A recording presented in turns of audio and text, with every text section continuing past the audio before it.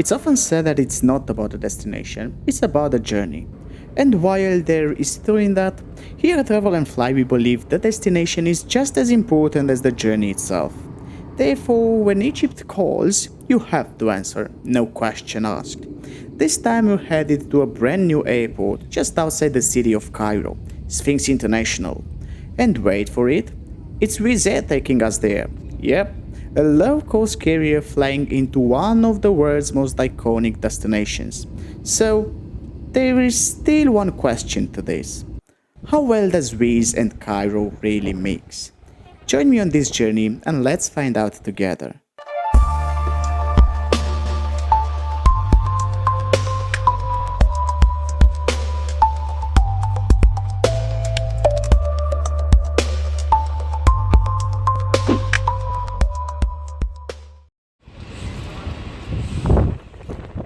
Today's adventure begins at Milan Malpensa, one of Italy's busiest airports. In recent years, low-cost carriers, Wizz Air included, have been stepping up their game, operating more and more flights out of major airports like this one. Still, some of their flights continue to run from smaller, secondary airports. A perfect example? Cairo. Wizz Air doesn't serve the city's main airport. Instead, they fly into Cairo Sphinx, a newer, smaller airport just outside the city. But we'll get into that a bit later in the video. The airline operates flights to Cairo Sphinx from multiple cities, including London, Milan, Rome, Budapest, Abu Dhabi, and Larnaca. Our flight from Milan will take around 4 hours. Milan Malpensa Airport features two terminals. Terminal 1, the main international hub, and Terminal 2, which primarily serves low-cost carriers. Wizz Air, however, operates from Terminal 1, a modern facility with extensive shopping options, dining areas, and efficient passenger flow. The airline allows passengers to check in online for free up to 24 hours before departure. However, if you show at the airport without your check-in done, you still can do it, but it will cost you an extra fee. When flying with low-cost carriers, I always take advantage of online checking, ensuring a smooth process. The check-in area at Terminal 1 is spacious and well equipped with self-service kiosks and dedicated baggage drop-off counters. The terminal is spread across 5 levels, so let's go from bottom to top. Level -1 houses the parking area and train station. The ground floor and level 1 are where you'll find the gates, with the main duty-free zone located on level 1. Level 2 is all about departures, with check-in counters, security and lounges. And last, at the very top, level 3 is dedicated entirely to the food court.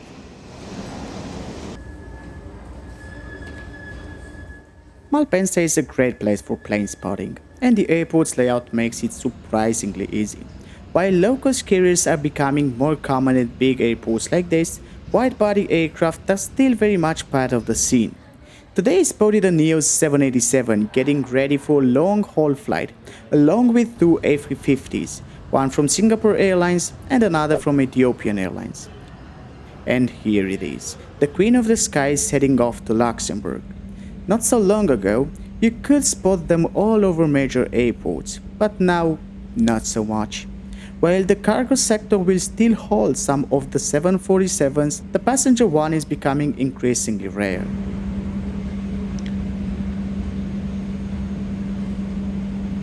Originally, this flight was set to depart from Budapest to Cairo, but due to several schedule changes by Wizz Air, it was postponed to a late-night slot.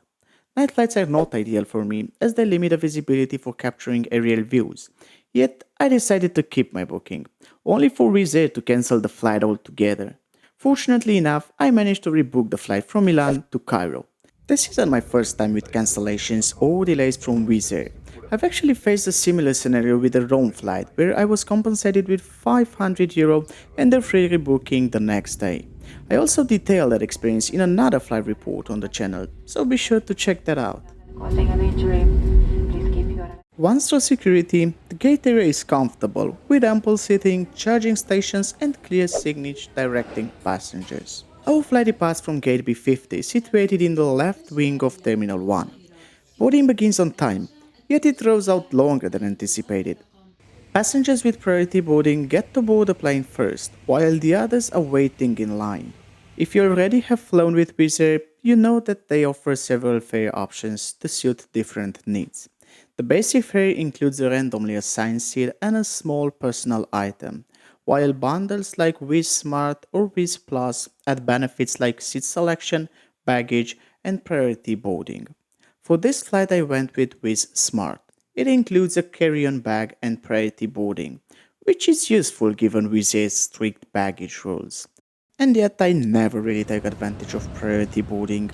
Yeah, I know, as usual. Always with priority boarding, but boarding among the last ones. It's just that I will prioritize spotting airplanes, that's all.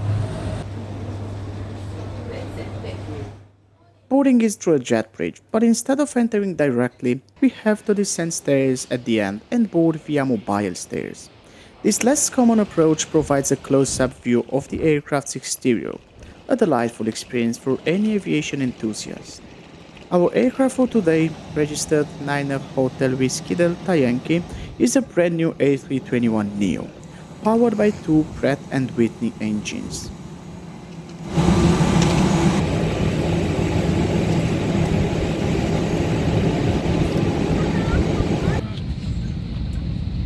Now that we are inside the aircraft, let's talk about the cabin.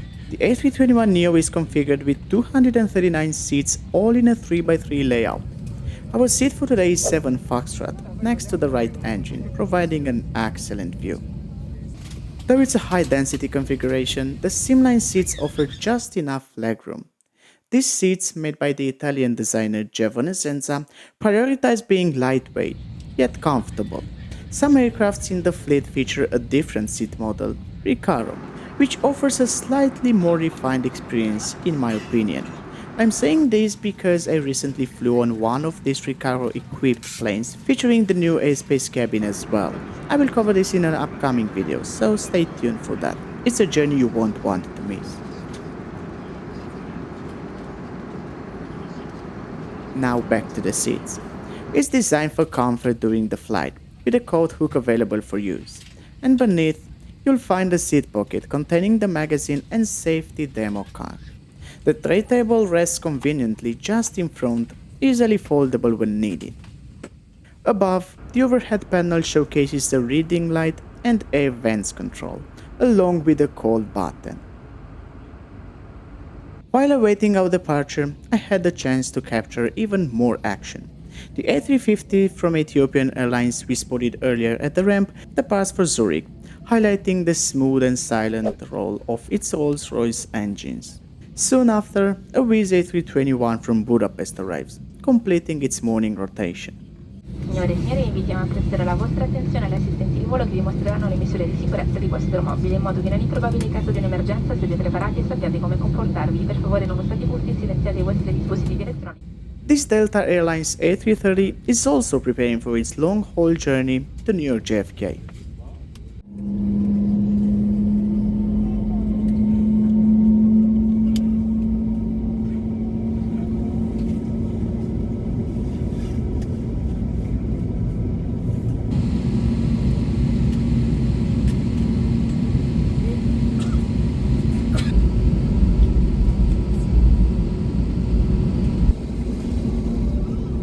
Cabin crew, takeoff.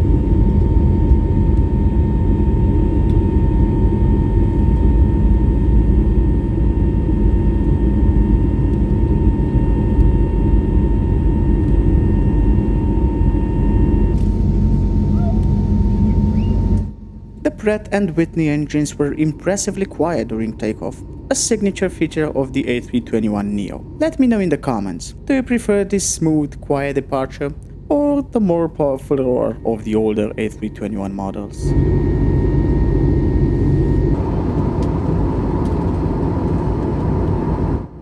As we settle into our cruising altitude, let's take a moment to examine our flight path. Today we're going southeast, flying over Italy, crossing the Adriatic Sea and making our way towards Albania and Greece. Soon we'll leave Europe behind as we cross the Mediterranean towards Egypt.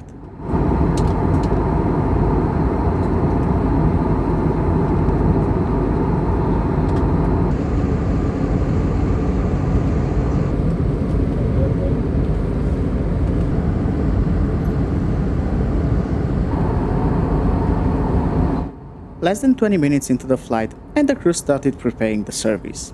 Well, if you can really call it like that. Wizz Air operates under a strict pay-for-everything model. As such, complimentary snacks, drinks, and in-flight entertainment are not existent. Every item from a simple bottle of water to a hot meal incurs an additional charge. The same pricing strategy applies to seating. Seeking extra legroom, that will cost you up to 25 euros. Want the window seat? Expect to pay anywhere from 5 to 30. While this keeps base fares low, these add-ons can significantly escalate your overall ticket price, up to twice or even 3 times the initial price. Nonetheless, this model fuels their remarkable expansion. As of March 2025, Wizz Air's active fleet consists of 231 aircraft, 36 A320s, 6 A320neos, 41 A321s, 147 A321neos and 1 A321XLR, with an additional 302 aircraft on order, scheduled for delivery by 2030. Once completed, Wizz Air's fleet will exceed 500 aircraft, making it one of the largest low-cost carriers in the region.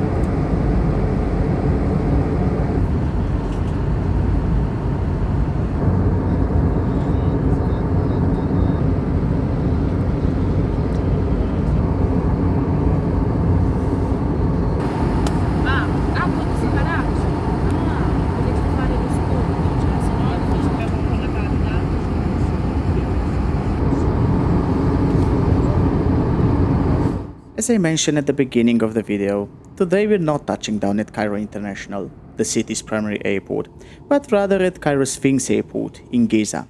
Cairo and Giza are distinct cities within the same metropolitan area. Cairo, Egypt's bustling hub, handles most international flights, with Cairo International Airport being the primary gateway. However, Sphinx Airport has designed to accommodate low-cost carriers like Wizz Air and EasyJet, easing pressure on the main airport. Sphinx Airport is relatively new. It opened for domestic test flights in 2019, connecting cities like Hurghada, Sharm el-Sheikh, Luxor, and Aswan to Cairo. Just a few months later, on January 1, 2020, the airport celebrated its first international flight from Jordan, operated by Fly Jordan. Ladies and gentlemen, as we will landing in a few minutes, please return to your seat and fasten your seatbelt. Place your tray tables in their full upright position, open your window blinds and store your carry-on items under the seat in front of you or in the overhead compartment. Please make sure that all your electronic devices are still set to flight mode and your larger electronic devices are now stowed away. Please once again review the safety instruction card located in the seat pocket in front of you as it contains important safety information. In case of an emergency location, you must leave all cabin baggage on board. Thank you for your attention. Due to its own location, most of the time winds are coming from north, making a landing on runway 34 left more likely. Therefore, I strongly advise you to sit on the right part of the airplane when flying to Sphinx Airport. This way you could spot the pyramids on the approach, which, believe me, is a lifetime opportunity. Dispositivi elettronici siano ancora in modalità aereo e che quelli di grandi dimensioni siano stati riposti.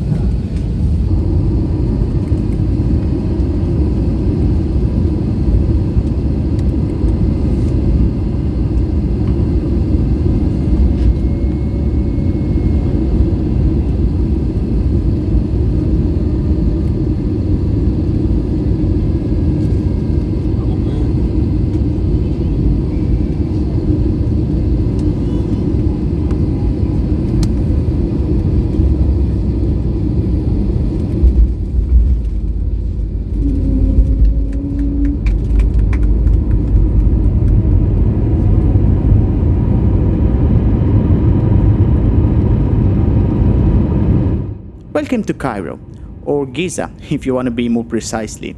For those requiring a visa on arrival, the process is quite straightforward. The visa costs €25 or USD and is payable in cash at the airport. This will give you access to all sites and locations across Egypt.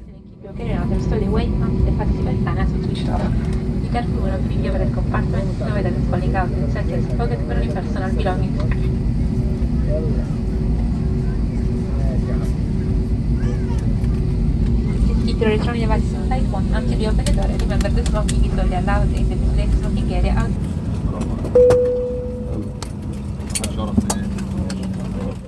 The airport has a welcoming ambience and a great personality, stepping you directly into the country's wonders with its design and paintings all over the walls.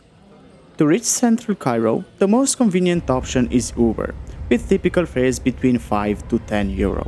Taxis are also an option, but it's crucial to agree on a fare upfront to avoid unexpected surprises. The 4-hour Wizz experience from Milan to Cairo Sphinx is something truly amazing. The price is fair, the ride is comfortable enough, and if you could get a day flight in here, I would say it's an opportunity you definitely should not miss. But be aware, with all that's going on these days, airlines like Wizz Air can cancel your flight at any time with no interest in your plan, believe me. So be prepared for this and come with a backup plan, just in case. Thank you very much for your time, and if you made it so far, I hope I've earned your like and subscribe. Until next time, safe flights everybody.